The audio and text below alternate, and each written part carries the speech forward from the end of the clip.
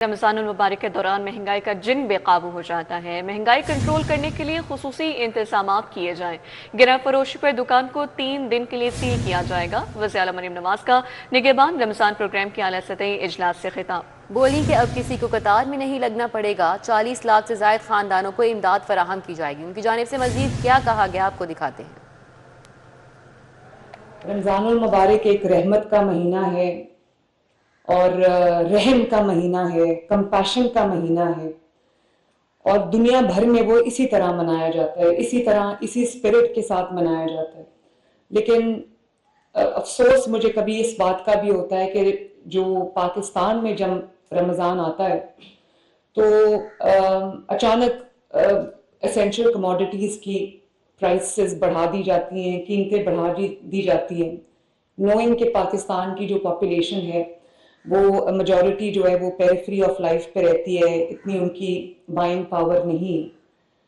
تو ایون جو نان مسلم کنٹریز ہے، یورپین کنٹریز ہیں، میں نے وہاں پر دیکھا ہے کہ رمضان کے مہینے میں انہوں نے سٹالز لگائے ہوتے ہیں، انہوں نے علیحدہ اپنے جو سپر مارکیٹس ہیں سٹورز پہ انہوں نے علیحدہ کاؤنٹرز لگائے ہوتے ہیں، وہاں رمضان کی جو اسینشل آئٹمز ہیں استعمال کیے اس کے اوپر انہوں نے بہت اچھا ڈسکاؤنٹ کنسیشن دیا ہوتا ہے۔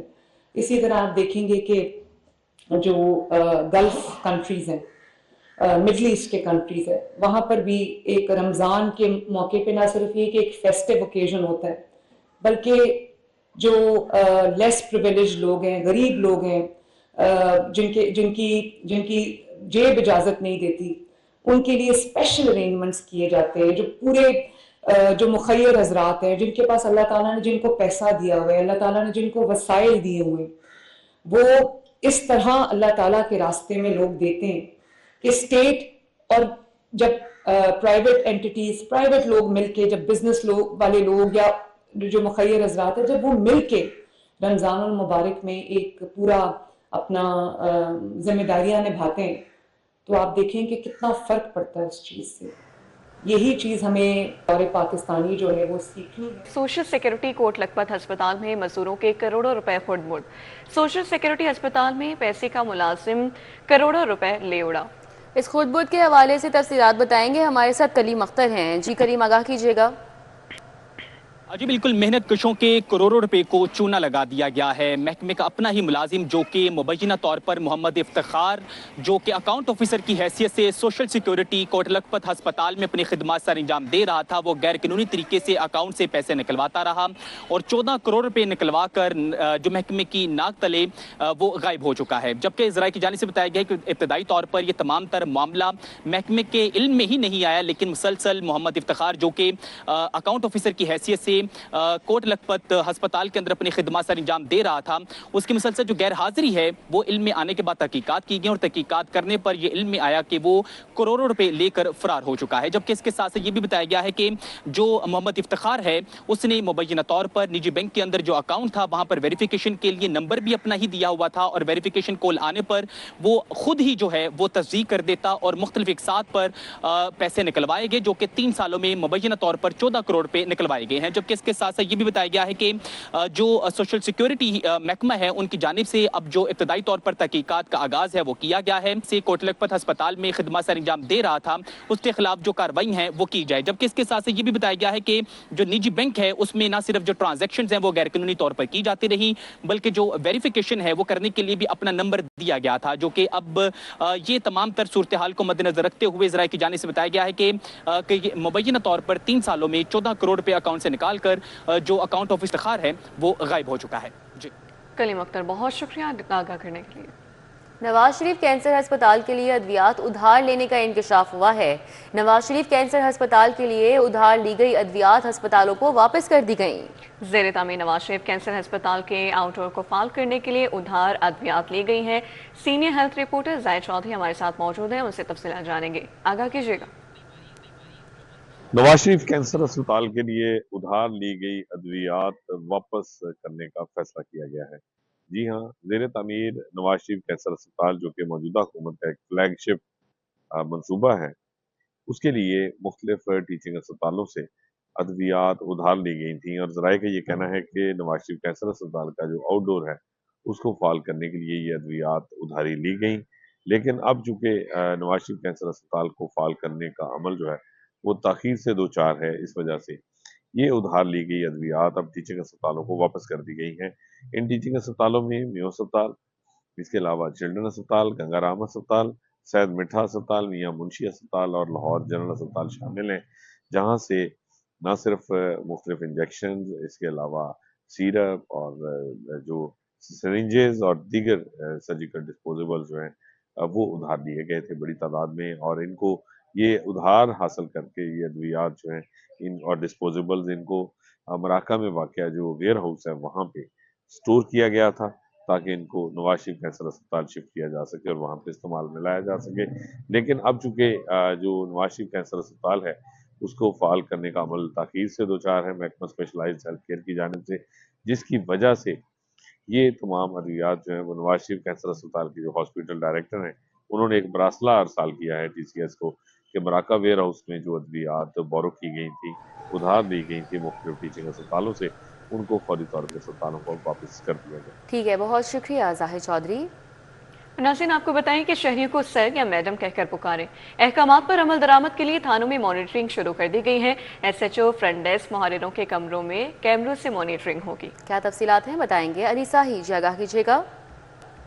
جی بالکل، وزیر اعلیٰ پنجاب مریم نواز شریف کی جانب سے پنجاب پولیس کو عوام کے ساتھ رویہ بہتر بنانے کے لیے احکامات جاری کیے گئے، جس پر IG پنجاب کی جانب سے لاہور سمیت پنجاب کے تمام تھانوں میں SHOز، فرنٹ ڈیسک اور محرران کے کمروں میں کیمرے نصب کروا کر مانیٹرنگ کا عمل شروع کر دیا گیا ہے۔ جی سر بتائیے گا، آپ اس سارے معاملے کو دیکھ رہے ہیں، 11 فروری سے یہ مسئلہ شروع ہوا، اب تک کتنے کیمرے آپریشنل ہو چکے ہیں؟ دیکھیں جی، یہ جو چیف منسٹر صاحبہ نے قدم اٹھایا ہے، یہ پنجاب پولیس کے کلچرل شفٹ کی طرف ایک بڑا امپورٹنٹ قدم ہے۔ اس میں ان کا ویژن یہ تھا کہ جو پبلک کی شکایات ہیں کنڈکٹ کے حوالے سے، مس ہینڈلنگ کے حوالے سے، ان کو ریموو کیا جائے، اور اس میں انہوں نے ڈائریکشن دی کہ ایک کنٹرول سینٹر بنایا جائے ایڈیشنل IG انویسٹیگیشن کی انڈر کمانڈ، جو تمام پولیس اسٹیشنز کے اندر فرنٹ ڈیسک، محرر آفس اور SHO کے دفاتر کے اندر لائیو مانیٹرنگ کریں گے، اور اس بات کو میک شور کریں گے کہ کسی بھی آدمی کے ساتھ جو تھانے میں کسی بھی کام کے سلسلے میں آئے، اس کے ساتھ کسی قسم کا بدسلوکی یا کوئی ناروا رویہ روا نہ رکھا جائے۔ جیسا کہ آپ نے سنا، ہمیں SP محمد خالد افضل بتا رہے تھے کہ 24 گھنٹے یہاں پر مانیٹرنگ کا عمل جاری ہے۔ افسران یہاں پر بیٹھ کے تمام کیمروں کو مانیٹر کریں گے۔ اگر کسی جگہ پہ کوئی ایسی چیز رپورٹ ہوگی کہ پبلک کے ساتھ بدتمیزی کی جا رہی ہے، ان کی بات نہیں سنی جا رہی، تو اس کو ہائی اپ سے لا کر علی صاحب بہت شکریہ آگاہ کرنے کے لیے۔ 9 مئی عسکری ٹاور حملہ سمیت دیگر مقدمات، ڈاکٹر یاسمین راشد، سابق گورنر عمر سرفراز چیمہ کی ضمانت کی درخواستوں پر سماعت ہوئی۔ سماعت کا مزید احوال بتائیں گے جمال الدین جمالی، جی بتائیے گا۔ جی بالکل، آج پچھلے کے 2 رہنماؤں کی ضمانت کی درخواستوں پر سماعت ہوئی۔ ڈاکٹر یاسمین راشد اور سابق گورنر عمر سرفراز چیمہ نے مختلف جو 9 مئی کے مقدمات ہیں ان میں ضمانت کی درخواستیں دائر کر رکھی ہے۔ ڈاکٹر یاسمین راشد نے عسکری ٹاور حملہ کیس میں 2 مقدمات میں ضمانت دائر کی ہوئی ہے، جبکہ سابق گورنر عمر سرفراز چیمہ نے جناح ہاؤس حملہ کیس اور عسکری ٹاور حملہ کیس سمیت 2 مقدمات میں ضمانت کی درخواست دائر کی ہے۔ آج جو ہے ملزمان کے وکلا نے جو ہے اس میں دلائل دینے تھے، اور اس کے اندر جو ہے دلائل کے لیے جو سینئر وکلا تھے وہ پیش نہیں ہوئے، اور جو معاون وکلا تھے انہوں نے دلائل کے لیے مہلت طلب کی، جس پر عدالت نے ملزمان کے وکلا کو ہدایت کی کہ وہ آئندہ سماعت پر ضمانت کی درخواستوں پر اپنے دلائل مکمل کریں تاکہ ان کا فیصلہ کیا جا سکے۔ اس حوالے سے عدالت نے مزید کارروائی جو ہے 24 فروری تک ملتوی کی ہے، اور آئندہ سماعت پر پروسیکیوشن سے مقدمات کا ریکارڈ ابھی طلب کیا ہے۔ دونوں جو رہنما ہیں وہ کوٹلہ جیل میں زیر حراست ہے، اور وکلا کی وسعت سے انہوں نے ضمانت کی درخواستیں دائر کی ہیں۔ اگر ان کی ضمانتیں منظور ہو جائیں اور ہائی کورٹ سے ان کی اپیل جو ہے منظور ہو جائے، یا پھر وہ ان کی سزا سسپینڈ ہو جائے تو ان کی رہائی ہو سکتی ہے۔ اسی بنیاد پر انہوں نے یہ ضمانت کی درخواستیں دائر کی کیونکہ ان کو دیگر مقدمات ٹھیک ہے، بہت شکریہ جمال الدین جمالی۔ رمضان میں شہر کا موسم گرم اور خشک رہنے کی توقع ہے۔ دن کے وقت درجہ حرارت بڑھنے سے موسم گرم محسوس ہوگا۔ سمرا فاطمہ ہمارے ساتھ ہے، موسم کا حوال بتا رہی ہیں۔ جی سمرا۔ رمضان المبارک میں شہر لاہور کا موسم کیسا رہے گا؟ گرمی اپنے رنگ دکھائے گی یا پھر شہر لاہور میں بارش کے بھی کوئی امکانات موجود ہیں؟ اسی پر بات کرنے کے لیے میرے ساتھ ڈپٹی ڈائریکٹر عاطف ارشاد موجود ہیں، ان سے بات کر لیتے ہیں۔ کیا واقعی رمضان اس بار جو ہے وہ گرم گزرے گا یا بارش کے یا ٹھنڈی ہواؤں کے کوئی امکانات ہیں؟ لاہور میں تو فی الحال ابھی ڈرائی ویدر ہے، تھوڑی سی کلاؤڈینس ہوگی کل، لیکن رین کے چانسز زیادہ نہیں ہیں۔ رمضان میں جو ہے وہ کیسا موسم رہے گا؟ اسی طرح سے گرمی رہے گی یا موسم ٹھنڈا رہنے کے چانسز؟ ہاں دیکھیں، ابھی نا ٹیمپریچرز بڑھ رہے ہیں، ہم سمر کی طرف ہی موو کر رہے ہیں اور ٹیمپریچر گریجولی بڑھ رہے ہیں۔ 1-1.5 ڈگری سینٹی گریڈ آپ دیکھیں گے کہ ٹیمپریچر میں اضافہ ہوگا، اور 26 تاریخ کو ہم ایکسپیکٹ کر رہے ہیں کہ ایک ویسٹرلی ویدر سسٹم ہے، کمپیریٹیولی تھوڑا سا اسٹرانگ ویدر سسٹم ہے، اور وہ اپر پارٹس کو، اوپر پنجاب کو، KPK، گلگت بلتستان اور کشمیر کو افیکٹ کرے گا۔ یعنی مطلب گرم ہی روزے جو ہیں وہ رہیں گے؟ ابھی جو آنے والا ویک ہے یہ تو ابھی تھوڑا سا وارمنگ سائڈ پہ ہی ہم جائیں گے، لیکن 26 تاریخ کے بعد تھوڑا سا ویدر آپ کو ٹیمپریری فیز اس میں چینجنگ کا ملے گا۔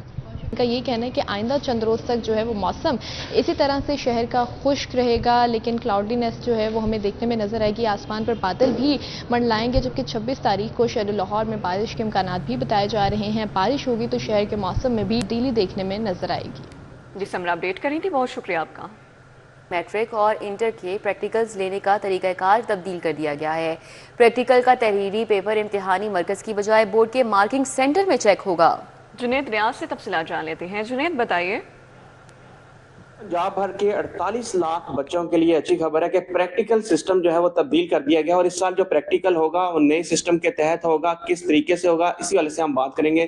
سیکٹری لاہور بورڈ رضوان نذیر ہمارے ساتھ موجود ہیں، کیا کہیں گے، کیا تبدیلیاں لائی گئی ہیں؟ جی بسم اللہ الرحمن الرحیم۔ سر اس میں یہ ہے کہ جس طرح میں نے آپ کو بتایا کہ منسٹر صاحب رانا سکندر یار صاحب اور chairman task force Muzammil Mahmood صاحب جب انہوں نے لاسٹ 2 ایئر کا انالیسس کیا پریکٹیکلز کا، تو بہت سارے مسئلے تھے۔ جو بچے پریکٹیکل میں ٹاپ کر رہے ہیں، 100% نمبر لے رہے ہیں، وہ تھیری میں فیل ہے، اور جو تھیری میں 100% یا 95 یا 90% نمبر لے رہے ہیں، ان کو تھیری میں ان کو 50% نمبر مل رہے ہیں پریکٹیکل میں۔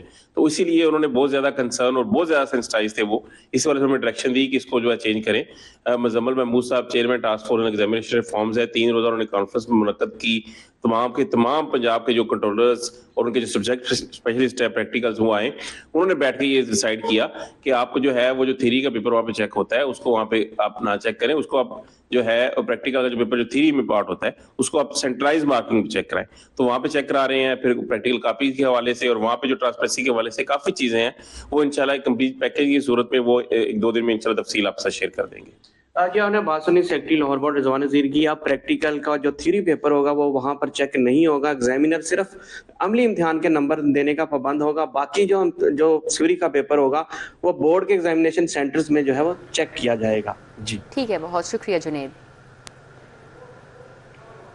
چیئرمین ایپٹما کا وفاقی وزیر توانائی سردار اویس احمد اور پاور ڈویژن کو خط۔ ٹیکسٹائل ملز ایسوسی ایشن کا 11 kV پر انڈسٹریل لوڈ 11 MW کرنے کا مطالبہ کر دیا گیا ہے۔ مخصوص فیڈر پر سپلائی کی موجودہ لوڈ لمٹ 7.5 کو 10 میگا واٹ تک بڑھانے کا مطالبہ ہے۔ حکومت کی جانب سے بجلی کی قیمت میں کمی کو سراہتے ہیں ایپٹما چیئرمین کا یہ کہنا ہے۔ تو چیئرمین ایپٹما کا وفاقی وزیر توانائی سردار اویس احمد اور پاور ڈویژن کو یہ خط لکھا گیا۔ ٹیکسٹائل ملز ایسوسی ایشن کا 11 kV پر انڈسٹریل لوڈ 11 MW کرنے کا مطالبہ، مخصوص فیڈر پر سپلائی کی موجودہ لوڈ لمٹ 7.5 کو 10 میگا واٹ تک بڑھانے کا مطالبہ سامنے آیا، اور ایپٹما چیئرمین نے کہا حکومت کی جانب سے بجلی کی قیمت میں کمی کو ہم سراہتے ہیں۔ چیئرمین ایپٹما کا وفاقی وزیر توانائی سردار اویس احمد اور پاور ڈویژن کو خط۔ ٹیکسٹائل ملز ایسوسی ایشن کا 11 kV پر انڈسٹریل لوڈ 11 میگا واٹ کرنے کا مطالبہ کر دیا گیا ہے۔ شہزاد خان عبدالی ہمارے ساتھ ہیں، بات کر لیتے ہیں ان سے اس حوالے سے۔ جی شہزاد۔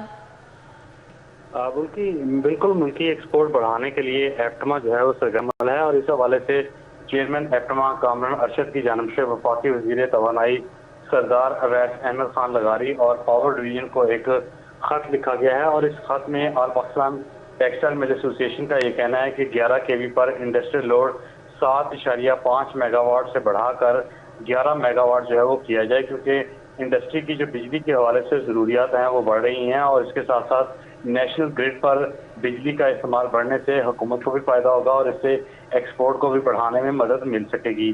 اس وقت 11 kV کی مخصوص فیڈرز پر سپلائی کی موجودہ لمٹ 7.5 میگا واٹ ہے، جس کو ایپٹما کی جانب سے 11 میگا واٹ کرنے کا مطالبہ کیا جا رہا ہے، اور اس حوالے سے चेयरमैन एप्टमा का ये कहना है कि हुकूमत की जानिब से बिजली की कीमतों में कमी को भी सराहते हैं। जी शहजाद, बहुत शुक्रिया आगाह करने के लिए।